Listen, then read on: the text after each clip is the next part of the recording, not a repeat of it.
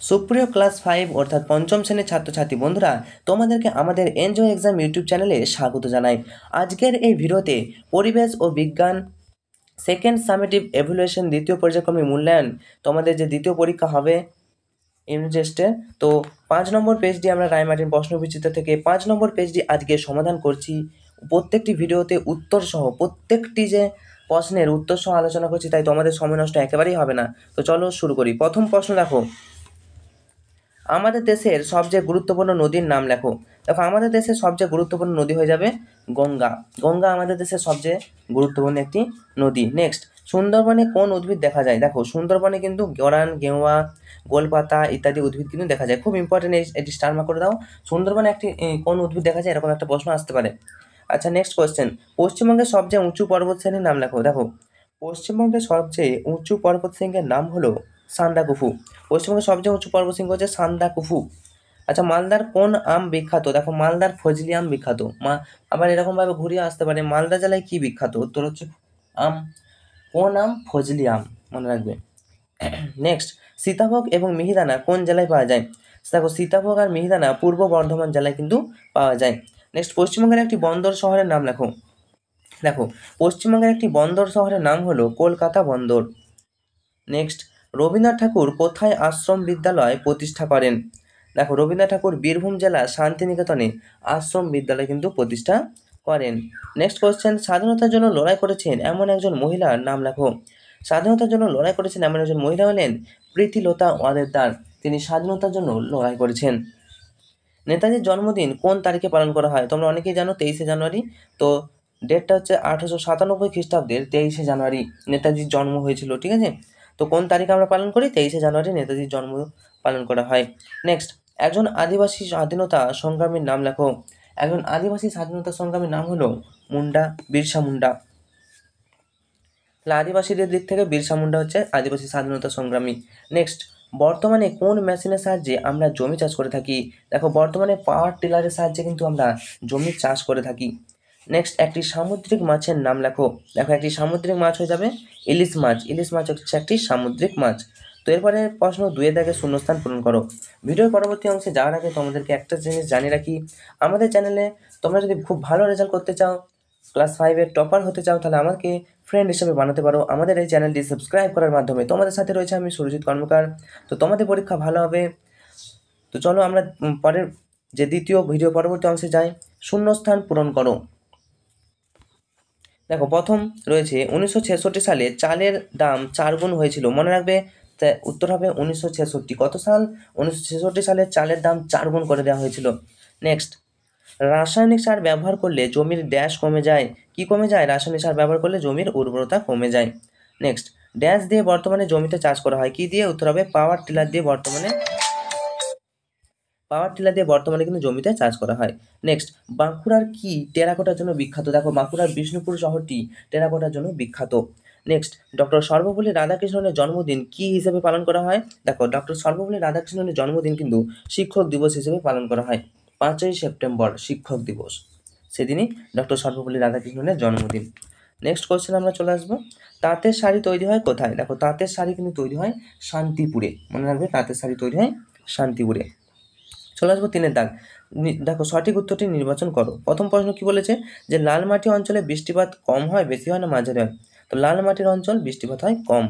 Next, Bardhaman জেলায় চাষ ভালো হয়। কোন চাষ ভালো হয়? তো বর্ধমানের ধান, বর্ধমানের চাল বিখ্যাত। মানে বর্ধমান জেলায় ধান বা ধান চাষটা কিন্তু বিখ্যাত হয়, মনে রাখবে। নেক্সট, আনারস চাষ হয় কোন এলাকায়? উত্তর হবে তরাই অঞ্চলে। আনারস চাষ হয় তরাই অঞ্চলে। নেক্সট, সরপুরিয়া পাওয়া যায় কোথায়? দেখো, খুব ইম্পর্টেন্ট। সরপুরিয়া কোথাকার সরপুরিয়া বিখ্যাত? সরপুরিয়া হচ্ছে তোমাদের নদিয়ার সরপুরিয়া। এর একটা পরীক্ষা আসবে যে কোনটি কোথায় বিখ্যাত? মালদার ফজলি আম, জয়নগরের মোয়া, বাঁকুড়ার টেরাকোটা শিল্প। খাবারের দিক থেকে বলতে গেলে শক্তিগড়ের ল্যাংচা। সরপুরিয়া হচ্ছে নদিয়া জেলার সরপুরিয়া, এরকম করে একটু মনে রাখবে।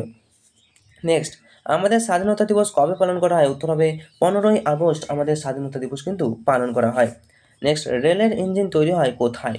উত্তর হবে রেল ইঞ্জিন তৈরি হয় চিত্তরঞ্জনে রেল ইঞ্জিন তৈরি হয়। চলে আসবো আমরা নেক্সট চার দাগের প্রশ্নে। দেখো, নিচের প্রশ্নগুলি উত্তর দাও, যে কোনো 5টি। অত্যন্ত স্টার মার্ক প্রশ্ন এগুলো।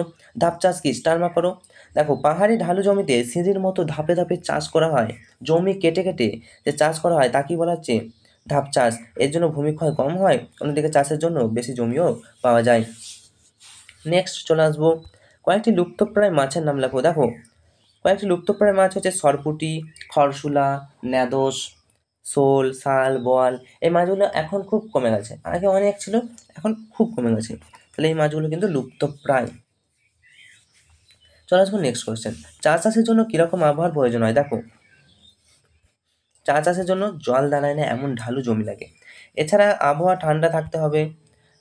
তরাইয়ের একটা বিরাট অঞ্চলে পর্বতে পাদদেশ থেকে সমতল ভূমি পর্যন্ত ঢালু জমিতে যেখানে জল দাঁড়ে না সেখানে কিন্তু আবার খুব গরমও নয়, এই আবহাওয়ায় চা খুব ভালো হয়। তাহলে চা চাষের জন্য এরকম আবহাওয়া কিন্তু চাই, মনে রাখবে।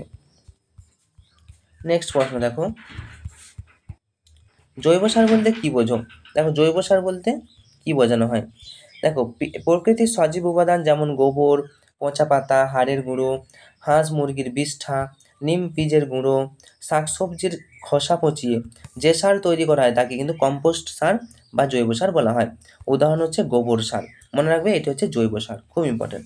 চলো নেক্সট চলে আসবো, স্বাধীন ভারতের প্রথম প্রধানমন্ত্রীর নাম কি? দেখো, স্বাধীন ভারতের প্রথম প্রধানমন্ত্রী হলো জওহরলাল নেহেরু। তার জন্মদিন কোন দিন পালন করা হয়? দেখো, তার জন্মদিন কি হিসেবে পালন করা হয়? তার জন্মদিন শিশু দিবস হিসেবে পালন করা হয়। দেখো, ভারত স্বাধীন হয়েছে 1947 সালে, তো তার আগে, না সরি, তারপরে 1947-এর পরে, কারণ স্বাধীন ভারতের বলেছে, হ্যাঁ, স্বাধীন ভারতের প্রথম প্রধানমন্ত্রী হচ্ছে জওহরলাল নেহেরু। আর এই জওহরলাল নেহেরুর যে জন্মদিন সেটা শিশু দিবস হিসেবে পালন করা হয়। 14ই নভেম্বর মনে হয়, বইতে তোমরা একবার দেখে নেবে। চলো চলে আসবো আমরা নেক্সট কোয়েশ্চেন, কবে পরিবেশ দিবস পালন করা হয়? দেখো, পরিবেশ দিবস পালন করা হয় কিন্তু 5ই জুন, মনে রাখবে 5ই জুন পরিবেশ দিবস পালন করা হয়। সেদিন আমাদের কি করা উচিত? তো পরিবেশ দিবস পালন করা হয় সেদিন আমাদের সকলেরই গাছ লাগানো উচিত। এটা হচ্ছে 5ই জুন, মনে রাখবে, বিশ্ব পরিবেশ দিবস। নেক্সট কোয়েশ্চেন, ক্ষুদিরাম বসু ও প্রফুল্ল চাকি কেন বিখ্যাত? দেখো, ক্ষুদিরাম বসু 1899 খ্রিস্টাব্দে 3রা ডিসেম্বর মেদিনীপুরে হাবিপুরে জন্মগ্রহণ করেন। খ্যাতি, ক্ষুদিরাম বসু ছিলেন বাংলার একজন বিখ্যাত বিপ্লবী। কলকাতার চিফ প্রেসিডেন্সি ম্যাজিস্ট্রেট কিংসফোর্ড ছিলেন খুবই অত্যাচারী। তিনি বাংলার বিপ্লবীদের ভয়ে মজফরপুর যান। তাকে হত্যা করার জন্য ক্ষুদিরাম বসু ও প্রফুল্ল চাকি মজফরপুরে যান।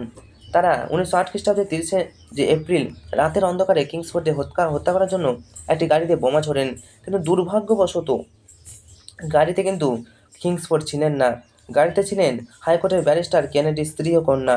তারা দুজনেই মারা যান। তারপর ক্ষুদিরাম বসু ও প্রফুল্ল চাকি সেখান থেকে পালিয়ে যান। পরের দিন ক্ষুদিরাম বসু ওয়াশন স্টেশনে পুলিশের হাতে ধরা পড়ে যান, আর বিচারে তার ফাঁসির আদেশ হয়। তো মৃত্যু 1908 খ্রিস্টাব্দের 11ই আগস্ট মুজফ্ফরপুরে ক্ষুদিরাম বসুর ফাঁসি হয়ে যায়। প্রফুল্ল চাকি দেখো, প্রফুল্ল চাকি কী করেছিল?